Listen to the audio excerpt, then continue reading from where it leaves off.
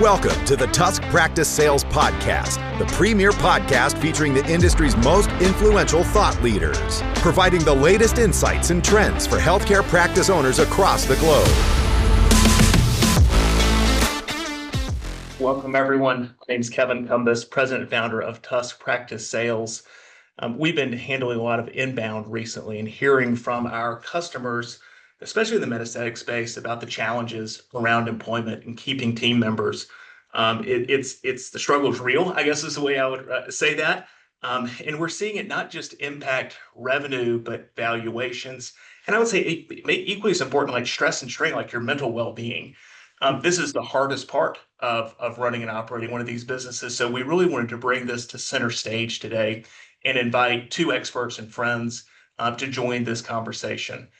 So Kipper and Jon, could you both take a quick minute and introduce yourself, starting with Kipper? Hi, everyone. I am Kipper Doughty. I'm one of the founders of JobSnob. My business partner, Bree Black, and I started JobSnob about 6 years ago. We are a medical aesthetic staffing recruiting company focused really at the practice level.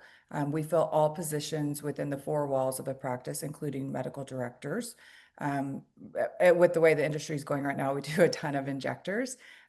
We have a job board. It's the only industry-specific job board that exists, I believe.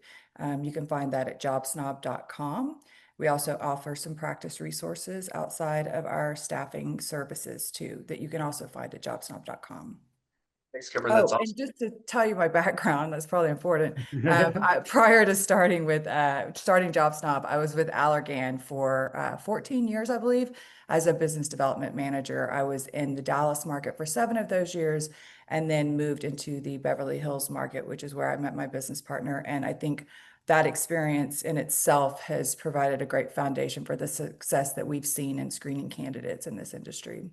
You've had a front row seat watching this industry really get built, watch private equity enter it, and see the consolidation. I mean, you've had a front row seat for all that. That's impressive. Yeah, I think I started in the industry in 2007. Goodness gracious. Yeah, a lot's changed since Yeah. Jon, can you do the same? Yeah, you got it. Thank you for having me, man. Jon Fidler with Fidler Associates. We're an executive search firm. We basically go out, we work with multi-site healthcare groups, kind of came up through the dental world, started working with a lot of private equity groups, and obviously they have interest in other verticals within healthcare. So, obviously med spa is a big one for us. We do plastic surgery centers, we do chiropractic groups, optometry groups, really anything kind of multi-site. We focus a little bit more on the executive level, kind of easiest thing is to bounce off Kipper is we don't really do anything in the four walls. Ours are really, typically like a regional manager up through a CEO, and work with groups that are at startup and the doctor realizes they have a real business to run, all the way up to groups that have multiple thousands of locations, and help out with some of their senior level searches. So we kind of bounce back and forth between all the industries. We're starting to see a lot of kind of crossover, and they're all built pretty similarly. So look for folks with strong business acumen. But I came up through the dental side. I came up with Patterson Dental, a bit large distributor. About 9 years ago, decided to spread the wings and see if we can make this work, as I love connecting folks, and here we are. So appreciate you having me on. Jon, thanks for joining. I'll confess, I am a customer of Jon's as well. Jon has single-handedly brought more talent to my business than anyone else, and there's no way that we get to enjoy the success that we've had without his support, mentorship, and candidate selection. So I guess I'll start by saying thanks, Jon. Yeah, you're welcome. You're welcome, buddy. So I was reflecting on our conversation and thinking about my journey as an entrepreneur, because the first business that I built was actually a dental practice, and I spent months in Excel building out this 10-year pro forma, and how the revenue was going to come in and what the expenses were going to be and how I was going to depreciate the assets really quickly for tax purposes. And I was working on this model. I mean, I don't know how many 100+ hours I put into it, because I wanted to stress test it. And I wanted to make sure that this huge loan I was about to personally guarantee had a pretty good likelihood of getting repaid. Because if you personally guarantee a note, that means they can come after your house. So I wanted to really make sure I knew what I was doing.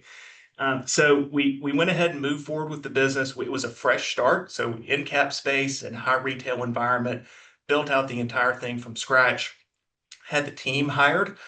began spending on marketing and advertising, actually had a full schedule heading into launch. And my associate doctor that I'd hired came in and said, "Hey, I've got another job. I'm actually going to quit," and left me without a dentist before I opened. I leaned on a dental friend who helped me. He was able to come in the afternoons, and we were able to see patients for 4 or 5 hours a day. But we hobbled along. It was not the miraculous ribbon cutting and balloon ceremony that I'd envisioned. It was hard. And then on down the line, I would have team members, and again, this is pre-COVID, team members come to me that I had spent time and energy and effort on training, that we'd hired, that were a receptionist at a hotel or were working at Cracker Barrel and just did a great job of customer service. And we brought them into our business, and we taught them the business of dentistry and how to, how to answer the phone and how to work with our patients.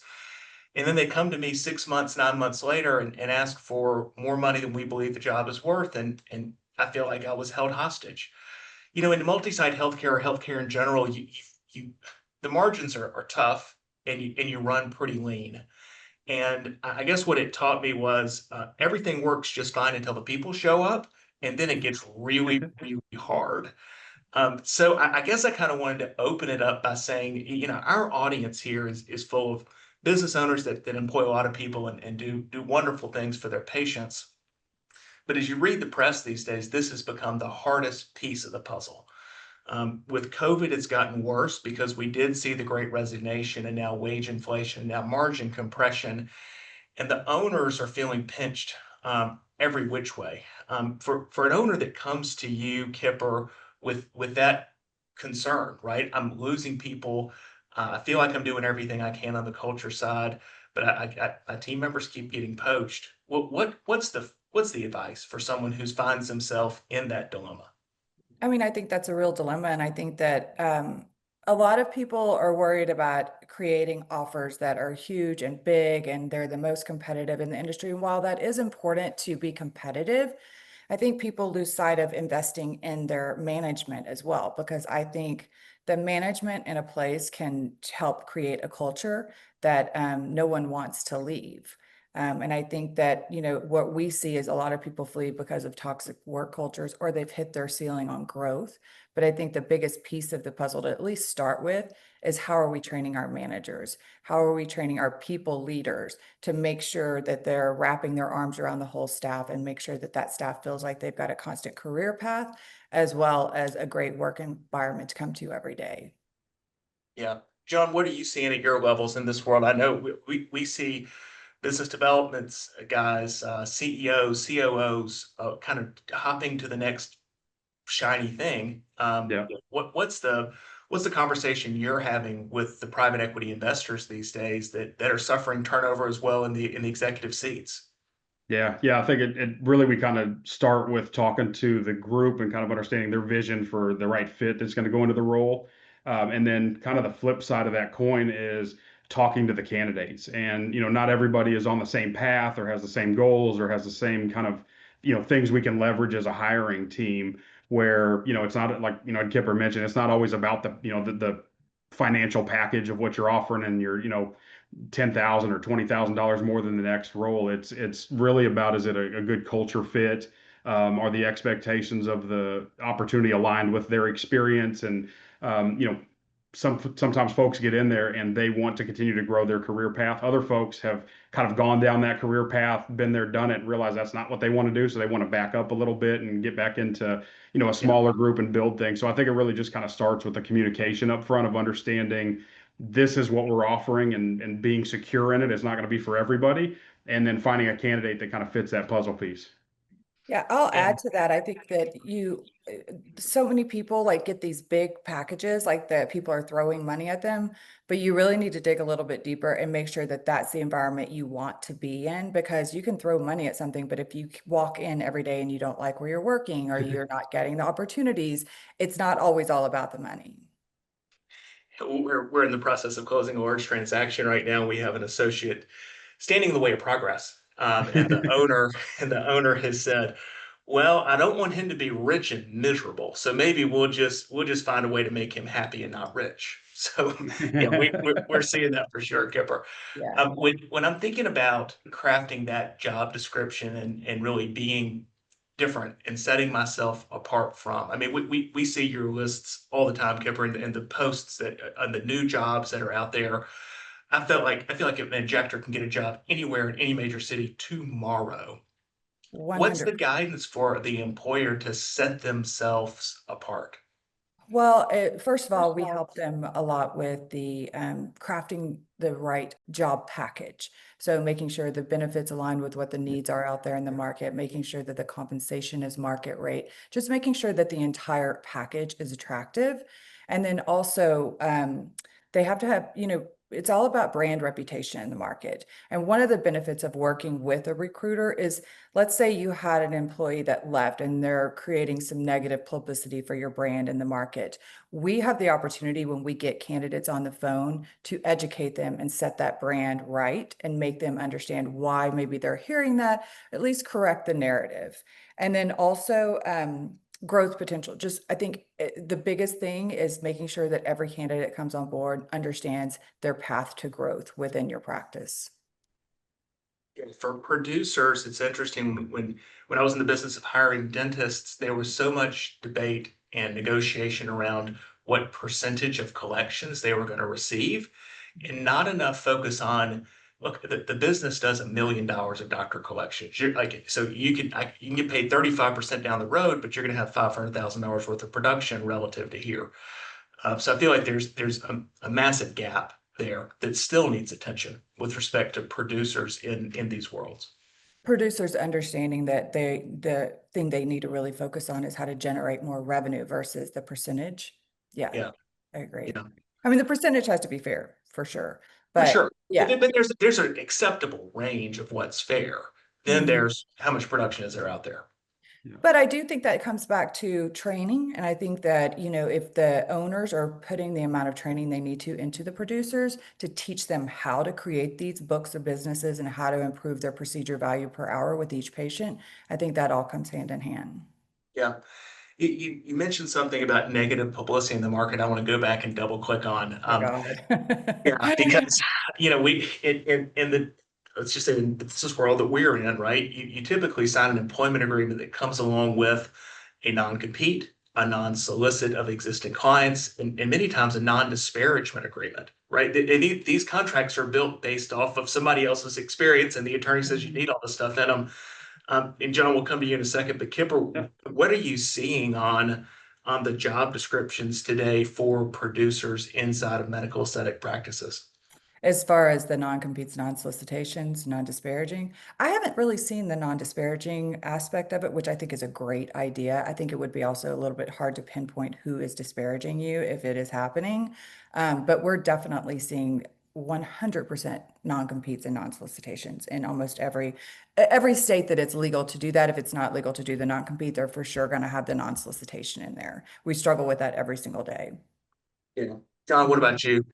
Yeah, likewise, and we do see the disparagement quite a bit, and I think from a standpoint of a group, I think it says a lot about the candidate and the group when obviously we all get into these roles thinking we're going to be there forever, and that's the ideal that everybody starts with, and then it just kind of you start at 100 and it goes to 95 and it goes and so it ultimately gets there, but I think typically at the executive level, there's kind of an understanding that if you put 2, 3, 4 years in, 5 years in, and you have a great run and those sorts of things, I'm always of the belief of we want to hire people that want to grow and get better, and whether that's at a CEO level where they go from a 30 location group up and they get an offer at a 70 location.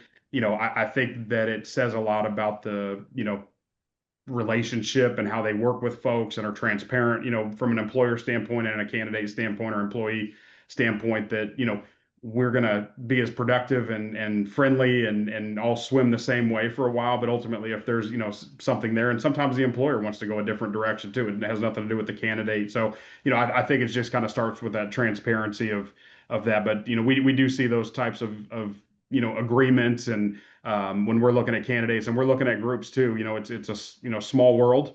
It's med spa Mayberry a little bit. And Oh, so yeah. I think from our standpoint, those things are out there in the marketplace. And so I think you want to do everything you can to manage that. And, we just call them the grown-up talks. You want to have a grown-up talk and, end things peacefully. Mm. We're working with a large number of med spas right now, well, in dermatology practices and plastics that have injectors on them. Let's just call it what it is. And they clearly didn't work with the two of you before they hired these individuals. And let me tell you kind of the downstream impact of that. Oh, Um, yeah. any producer inside of your business is contributing to EBITDA, which is contributing to valuation. And these folks that are investing in medical aesthetic practices are smart enough to figure out the accounting mathematically to get to the EBITDA, but what they're really trained to do is identify risk and try to point out every piece of risk that lives in the business so they can pay less for your business. And for deals that we're representing, one of the first questions we ask, even before onboarding now, is do you have employment agreements with non-competes for your producers? And if you do not, can we get them in place in advance of going to market? And for those of you who don't know, if you're going to put one of those in place, you typically have to pay them additional consideration to add that to the agreement. So I would just let's just kind of ring the bell here one more time. It's imperative, and hopefully the whole market moves this way, where you add that non-compete, non-solicit, and maybe even the non-disparagement agreement language in there. Kipper, this has been an evolution because I just wonder why so few that we're working with have these contracts in place. Has it been a bit of an evolution recently, or was it not that big of a deal because I never thought about selling my business and we were always friends, celebrated Christmas together? It was more mom and pop relative compared to, all right, we got to maximize EBITDA, we got to sell for 10 times. I think with the entry of private equity, you've seen it a lot more, to your point, basically for a need, but also because these jobs are becoming more attractive at each different location. So these injectors are wanting to leave to level up, so to speak. And so it's important to protect your business. It is definitely an evolution. And I think it's in parallel with the growth of private equity within the market, or the infiltration of private equity. Well, let's talk about private equity a little bit. I don't think we can talk about medical aesthetics without talking about private equity. It feels like one of the major drivers of the growth in the industry, frankly. Everything we read shows that, medical aesthetic practices have grown about 20% per year, every year for the last 5 years, which tells us that, man, there are a lot of bad businesses out there. And you got to kind of wonder, they can't all be great. I'm sorry, we're looking at a lot that are not that good. Yeah. Um, and what if you're put yourself in the injector's seat now for a second? What business do I want to work for, and why? What characteristics should I be looking for as I'm making my employment decision? There's 6 people here in Charlotte I can go work for tomorrow. What are the questions that I should be asking the owner is thinking about for my career trajectory and obviously my income as well? Yeah, I mean, I think that's a great question. I think the number one thing is, everybody has, let's say you come to the table with a great job offer and a great compensation package, and you're telling them they're going to get, let's say 20% of revenue that they bring in. Well, you got to have a marketing plan and a marketing team and a marketing budget to drive that business in. And if you don't know how to do that, then you're going to have an injector sitting there twiddling their thumbs without the business there to have. So I think that's one of the biggest questions I would start with is, what's your marketing plan? What's your plan to drive additional business in for the patients that I'm going to be seeing? What will you allow me to do to drive business in for the patients that I'm seeing?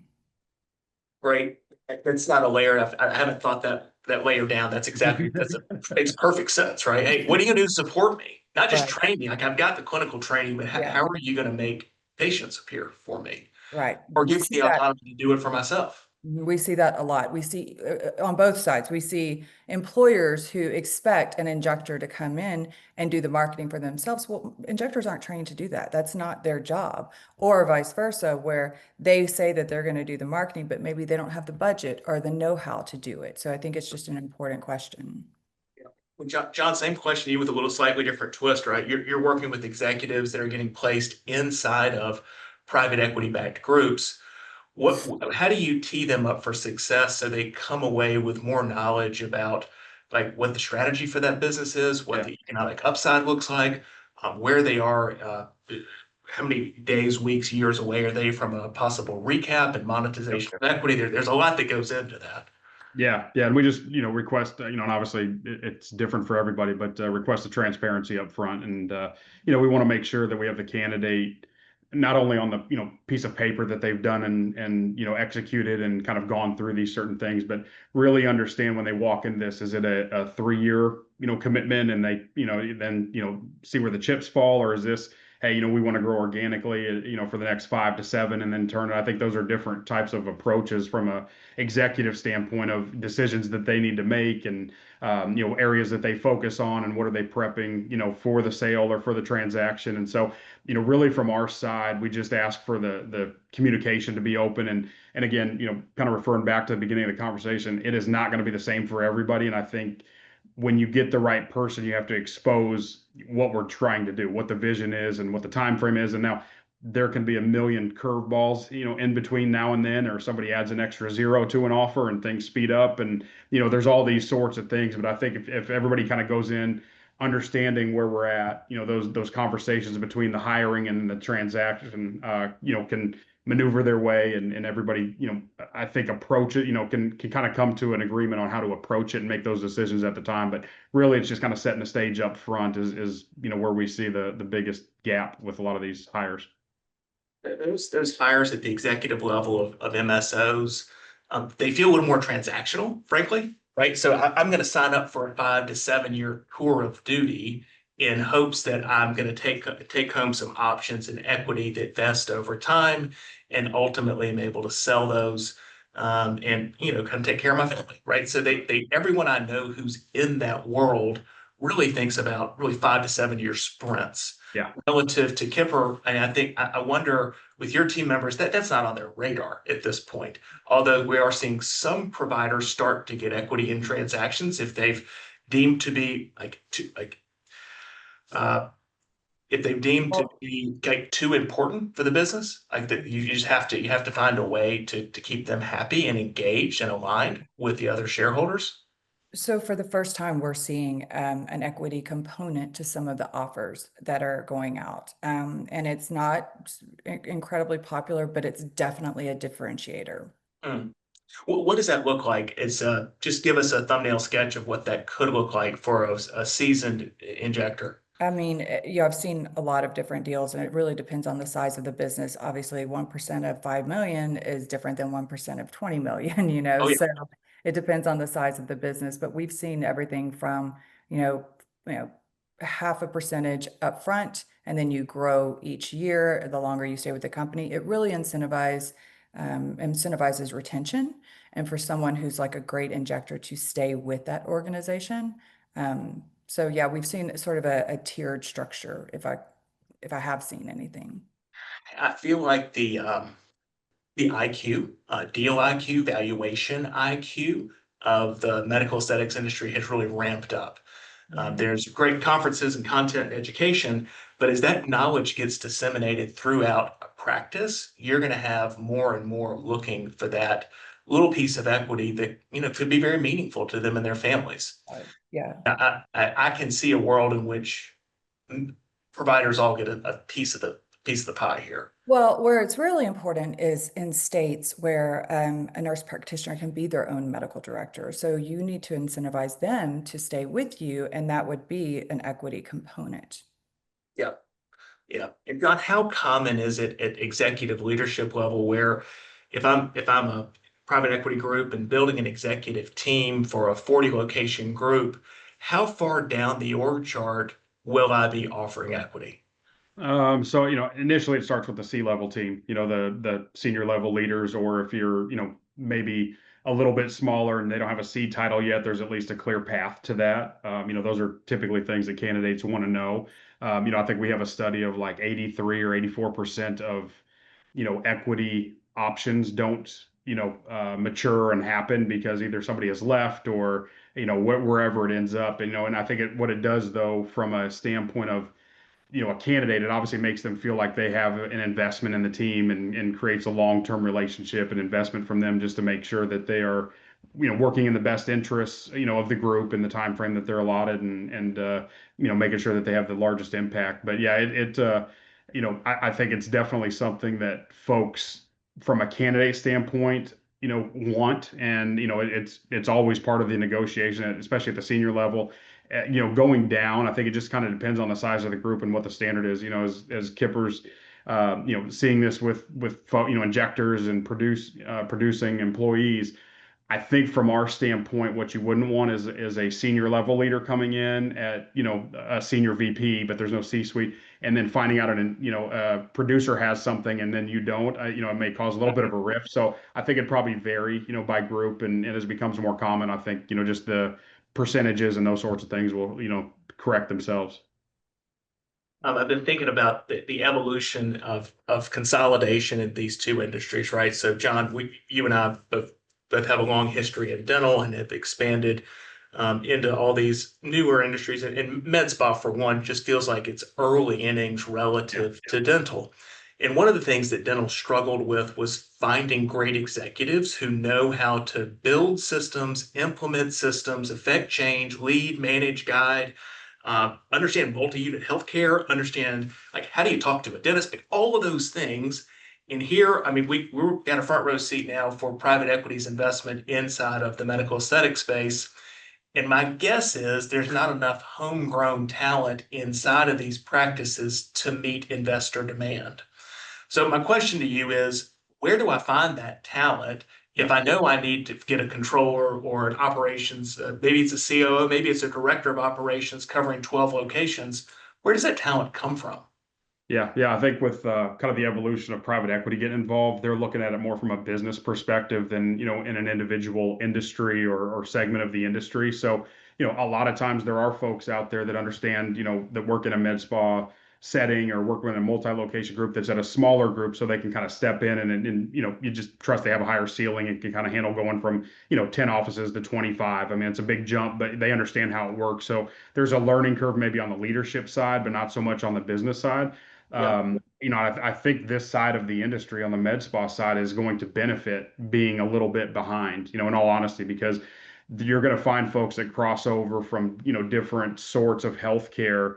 There's a learning curve with any new role for anybody, whether it's the culture learning curve, whether it's, how they're structured or the processes, it's going to be different anywhere. So I think it opens up, if you're open to different multi-site healthcare type world, that learning curve will be a little bit shorter. They'll obviously have to learn the lingo and kind of how things flow, but we've seen a lot of success in that. And then, we still see folks going outside of that to any kind of multi-site, type of environment, whether it's retail, Oh, wow. whether it's hotels, whether it's hospitality in some form or other. So, I think as private equity comes in, they're looking at it more as a business. And so they're open to those other sorts of verticals kind of coming in, but definitely kind of the direct crossover is always the easiest, but it's opened up the funnel quite a bit now that we're looking at it as a business as a whole.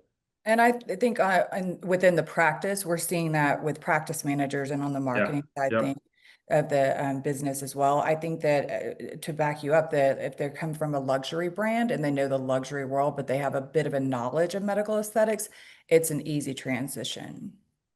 That's really interesting. I hadn't made that connection. Mhm. We've talked a lot about private equity and kind of the value that can be created, the equity associated with it. Kipper, do you find candidates sometimes have a preconceived notion about about any group backed by private equity relative to private practice, let's call it, and kind of what's their feedback to you? What's their interest level? Do you have some who say I only want to work for private equity backed groups for the following reasons? What do you hear from candidates?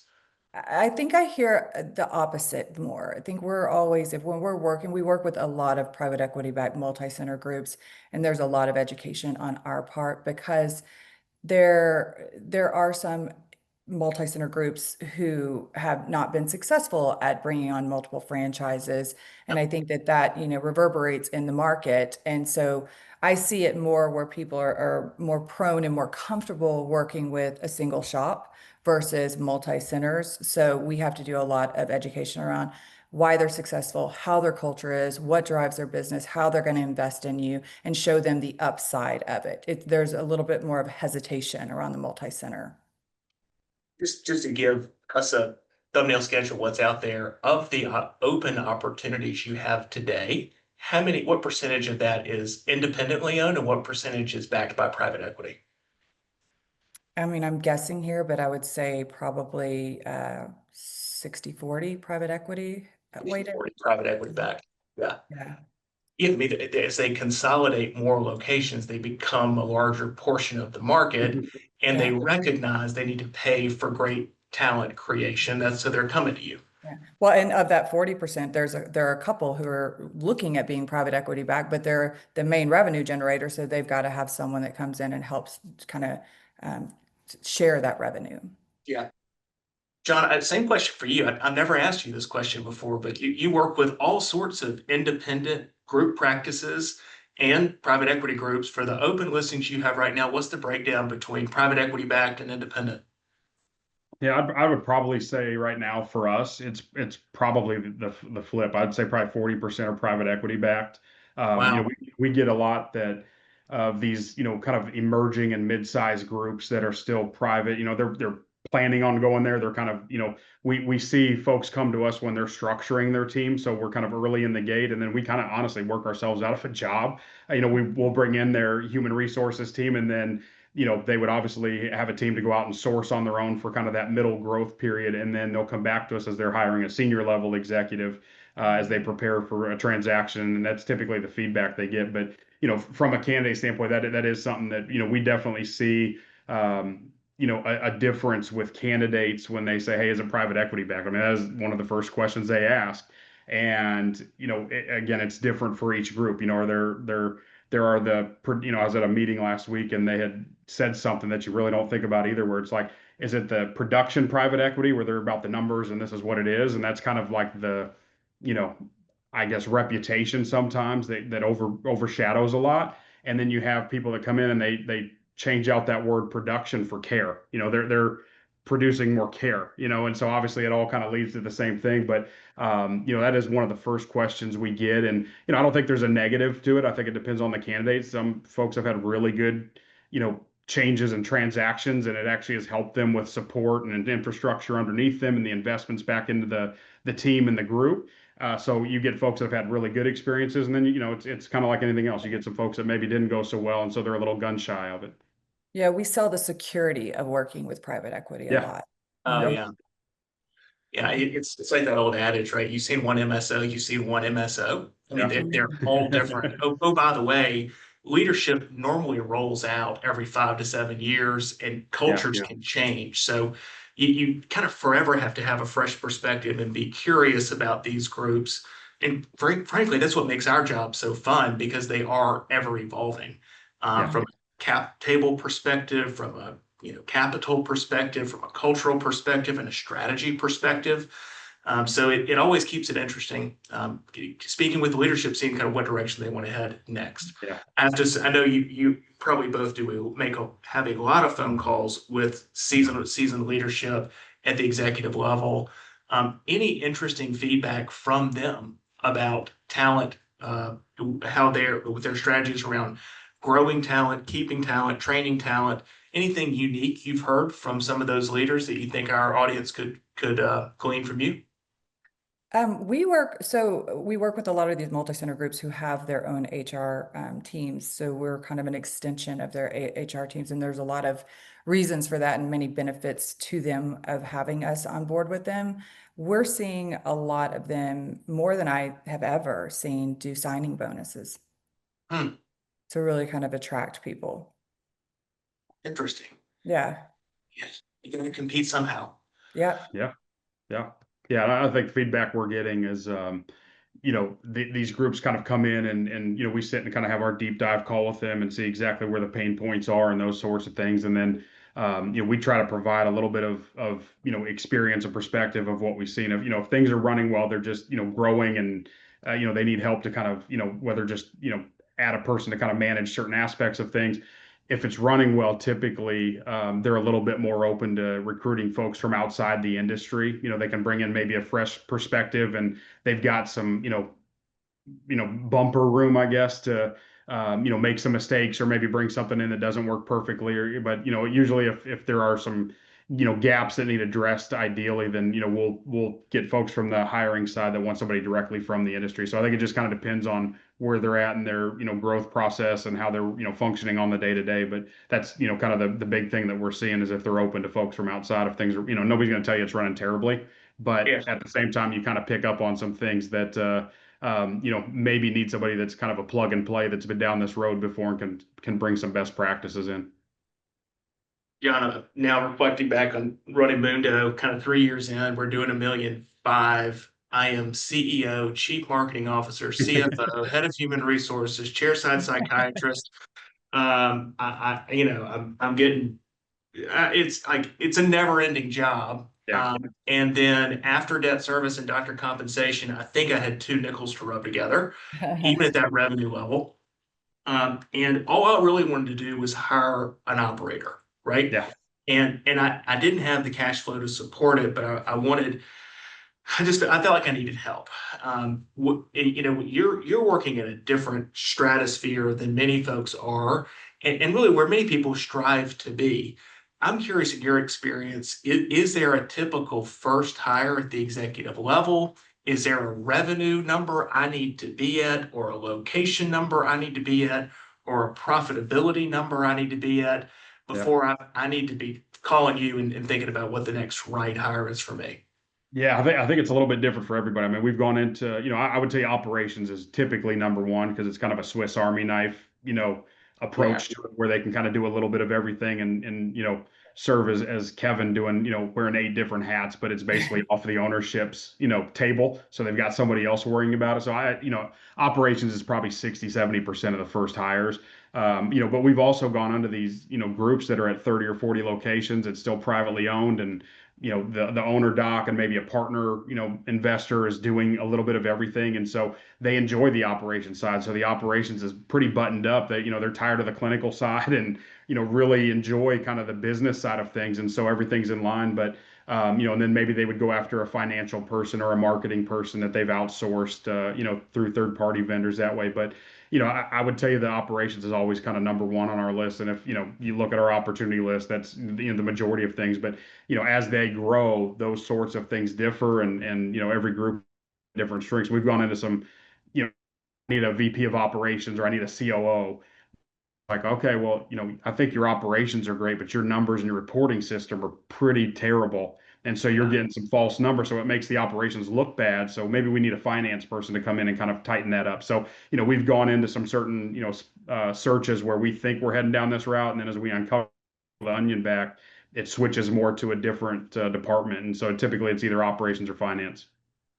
I love how you don't just take their word for it, right? Right? Because I do think as leaders, we're living inside of our business and we live in a bit of an echo chamber and we can convince ourselves of something that we need. And you need an outside voice to ask some hard questions of you to really make sure that what you think you need is what you need. So I love how you do that on the front end. Yeah, we do a little bit of that as well. Everyone always comes to us and tells us they want an injector with a book of business. Yeah. So we have an initial intake call with each client before we start a job, and we really dive into what exactly do you think that means? Do you think that means that they're going to have patients who they own that are going to come with them? Or do they just need to have the capability of building a book of business? So we sort of realign what the definition is for each of our clients of a book of business. Smart. Yeah, because that book of business is coming from another business owner. Well, but also if someone's going to take a book of business with them, they're going to take it from you as well once you hire them. I mean, so that's one of the things we point out. Yeah. And really the likely most injectors just don't own their patient base. The practice does. So it's one thing if someone is very popular in a market and their patients say, hey, I want to go figure out where that injector went. That's definitely one thing. But I'm a firm believer that if an injector has the skill level to build $1 million book of business at one practice, as long as you give them the right tools at your practice to do so, they're going to be able to do it again. Yeah. We've spent a lot of time looking at healthcare jobs because with the Great Resignation after COVID, we lost some incredible healthcare providers that had decades of wisdom and knowledge that were paid a reasonable wage and now have been replaced with people with less experience that you're paying more for. And what we're seeing is because the wages are going up, there's this new movement to go into hygiene school and go become an injector because there's an imbalance, right? There's not enough supply to meet demand. Kipper, where do we get to equilibrium? How long is it going to take and can there be enough injectors to meet demand when the industry is growing at 20% per year compounded annually? I don't know where we get to equilibrium. I've seen it upside down like this since I started in the industry. Even as a rep, there's always been more demand than available talent.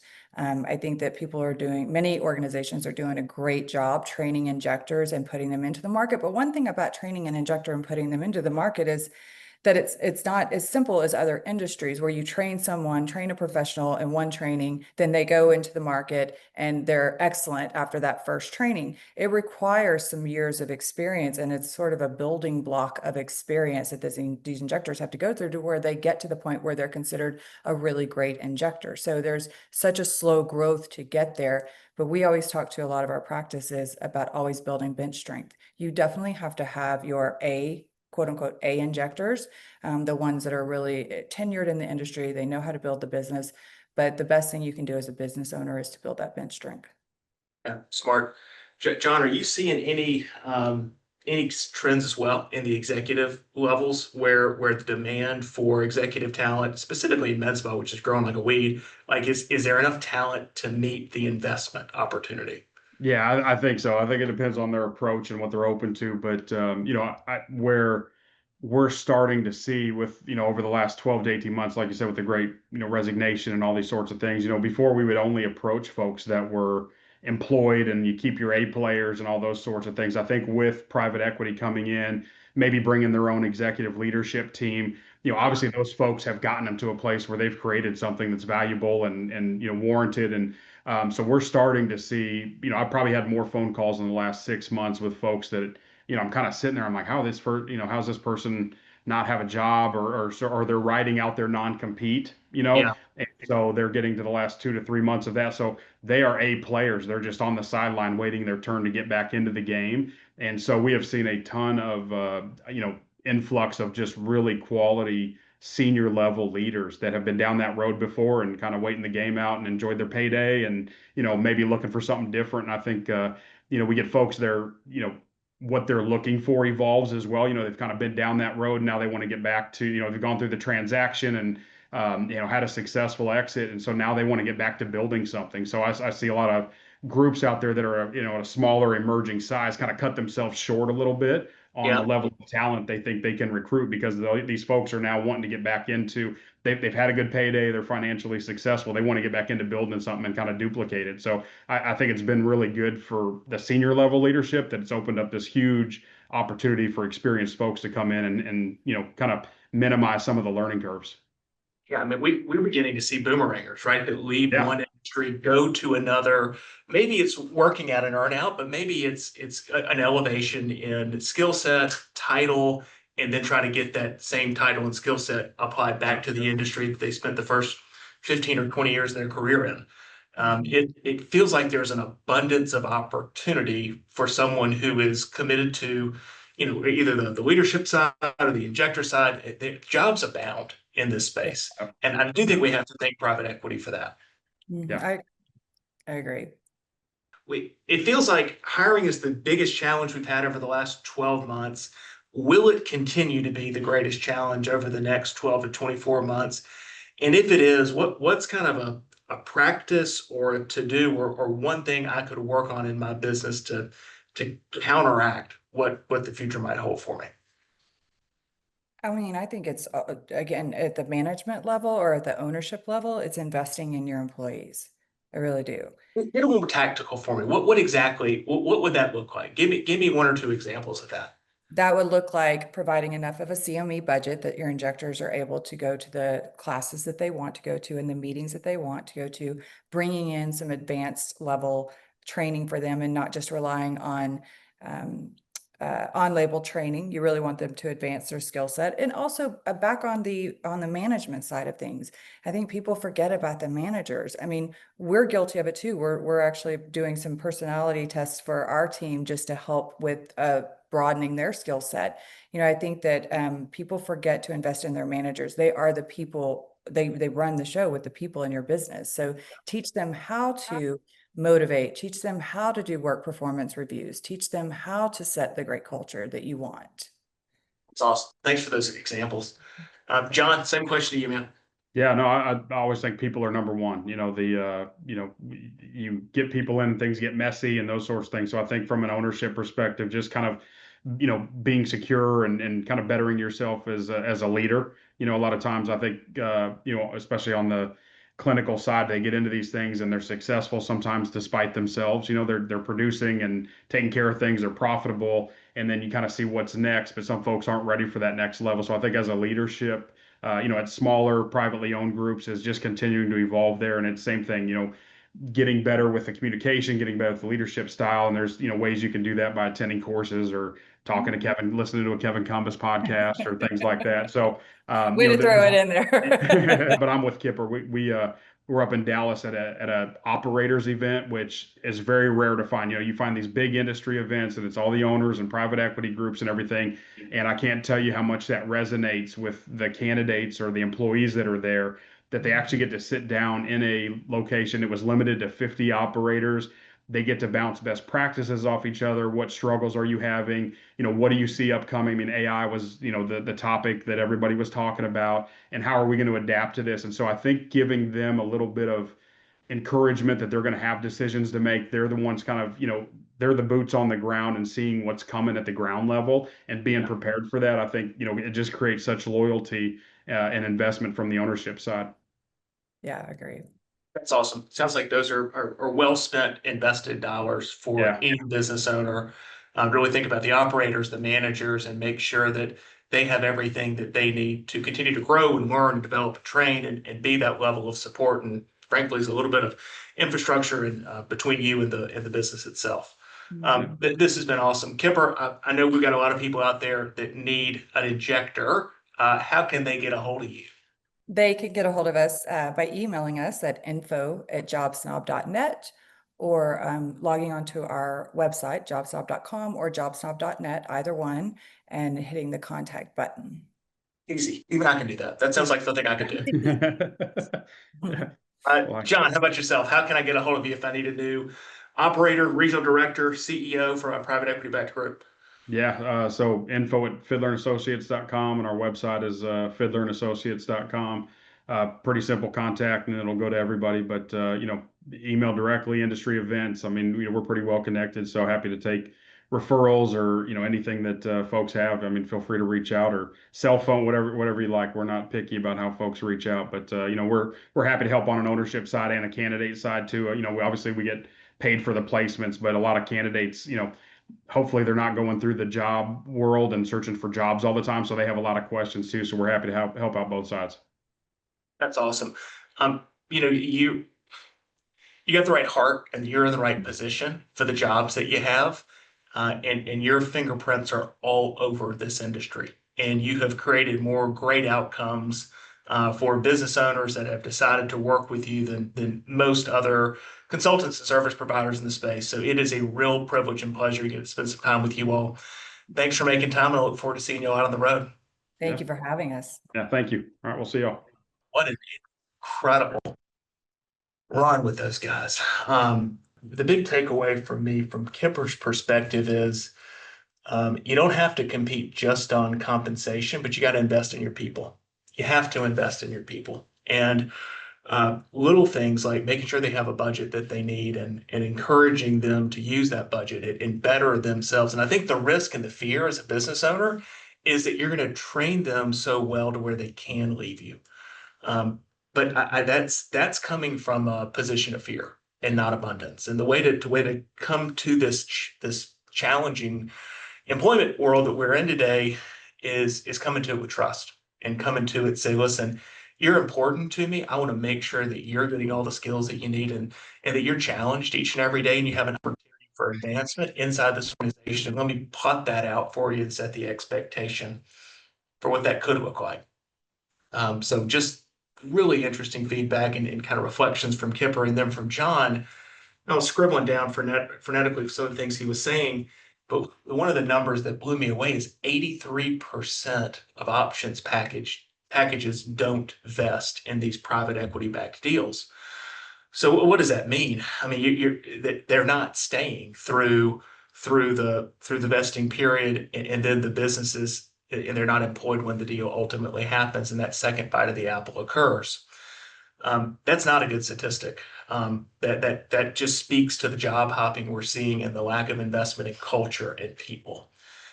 It would be my wish that these two things get solved and improved. I think as just as humans that have to work to make money to support our families, we really do want to like where we work and feel like we are a part of and are given the autonomy for decision making and conflict resolution.